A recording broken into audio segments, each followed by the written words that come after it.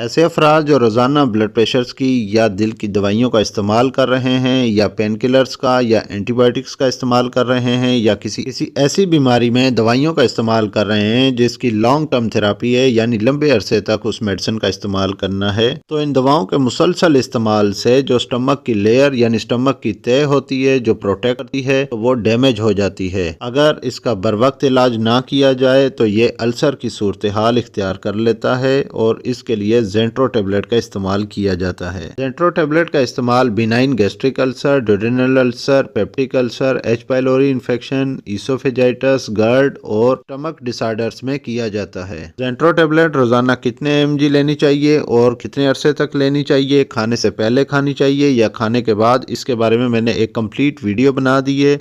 आप मेरे YouTube channel मेडी health enterprises पे जाके ये वीडियो देख सकते हैं। वीडियो को लाइक कर लें और चैनल को सब्सक्राइब कर लें।